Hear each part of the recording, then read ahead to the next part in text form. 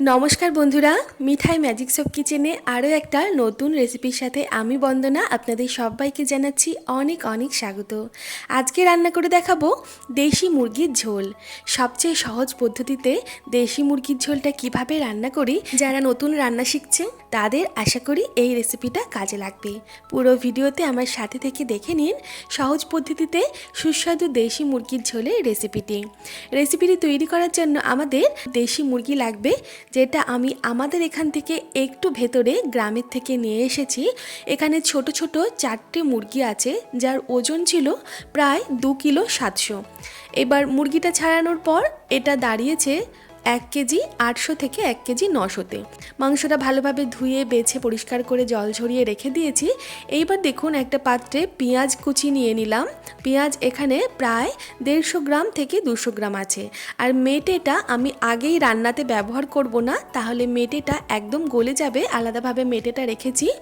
আর আদা, রসুন আর কাঁচা পাকা লঙ্কা আমি বেটে রেখেছি 3 থেকে 4 টেবিল চামচ পরিমাণ। এই আদা, রসুন আর কাঁচা পাকা লঙ্কার পেস্টটা নিলাম। টেবিল চামচের 2 চামচ হচ্ছে জিরের গুঁড়ো আর 2 টেবিল চামচ ধনের গুঁড়ো, স্বাদ মতো লবণ, 1 টেবিল চামচ হলুদ গুঁড়ো, 1 টেবিল চামচ নিচ্ছি এখানে কাশ্মীরি লাল লঙ্কার গুঁড়ো আর হাফ টেবিল চামচ লাল লঙ্কার গুঁড়ো, যে লঙ্কাটা ঝাল হবে। দিয়ে দিচ্ছি 4 থেকে 5 টেবিল চামচ সর্ষের তেল, কয়েকটা গোটা তেজপাতা আর একটু গোটা গরম মশলা।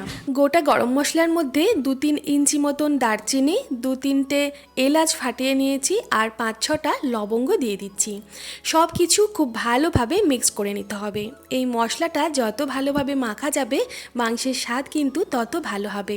মশলা মাখতে মাখতে যখন পেঁয়াজটা ভালোভাবে মজে যাবে সেই সময় কিন্তু মনে করতে হবে মশলাটা মাখা আমাদের হয়ে গেছে। দেশি মুরগির নিজস্ব একটা স্বাদ আছে, তাই দেশি মুরগির মাংসে খুব বেশি মশলা ব্যবহার করলে মাংসের স্বাদটা কিন্তু নষ্ট হয়ে যাবে। মশলাটা একটু বুঝে ব্যবহার করতে হবে, যতটা পরিমাণ মাংস সেই বুঝে মশলাটা ব্যবহার করতে হবে। সর্ষের তেল এখানে আমার কম মনে হয়েছিল, তাই আমি আরও 1 টেবিল চামচ সর্ষের তেল দিলাম। মোটামুটি 6 টেবিল চামচ সর্ষের তেল এখানে ব্যবহার করলাম। ভালোভাবে মশলাটা মাখা হয়ে গেলে এইবার ধুয়ে জল ঝরিয়ে রাখা ছোট ছোট টুকরো করে রাখা যে মাংসগুলো আছে সেই মাংসগুলো দিয়ে দেবো। মেটেটা আমি এখন দিইনি, মেটেটা আমি পরে ব্যবহার করব, আপনারা দেখতে থাকুন। এইবার মাংসের সাথে মশলাগুলো খুব ভালোভাবে মেখে নিতে হবে। যত ভালোভাবে মাংসটা মশলার সাথে মাখা যাবে মাংসর স্বাদ কিন্তু তত ভালো হবে।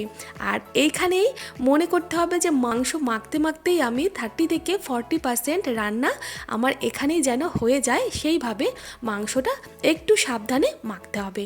মাংস মাখা হয়ে গেলে ঢাকা দিয়ে 15 থেকে 20 মিনিটের জন্য রেস্টে রেখে দেব।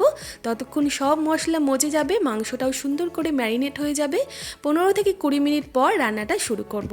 একটা বড় কড়াই বসিয়ে নিয়েছি, তাতে আবারও 1 টেবিল চামচ পরিমাণ সর্ষের তেল দিয়ে তেলটা গরম হয়ে গেলে তারপর দিয়ে দেব ফোড়নে 1 চামচ গোটা জিরে আর কয়েকটা শুকনো লঙ্কা।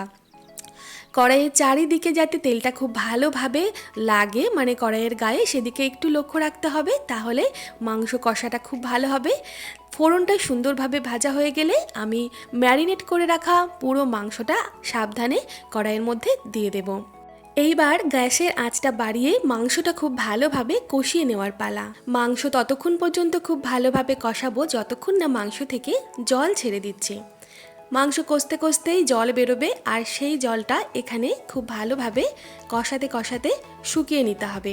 আঁচটা বাড়িয়ে রাখতে হবে। এখন মাংসটা কষাতে কষাতে যখন অর্ধেকেরও বেশি কষানো হয়ে যাবে সেই সময় আমি কেটে রাখা আলুগুলো দিয়ে দিচ্ছি। আলুগুলো বেশ বড় বড় টুকরো টুকরো করেই কেটেছি, কেটে ভালোভাবে ধুয়েছি, জল ঝরিয়ে আলুগুলো দিয়ে দিলাম। আবারও মাংসের সাথে আলুটা একটু নাড়াচাড়া করে এইবার ঢাকা চাপা দিয়ে দেব। ঢাকা চাপা দিয়ে মিডিয়াম আঁচে রান্না করে নেব মিনিট 15 সময়ের জন্য। এতে আলুটা অর্ধেকটা সেদ্ধ হবে আর মাংসটা তো সেদ্ধ হবেই। বেশ কিছুটা জল ছাড়বে ঢাকা চাপা দেওয়ার ফলে।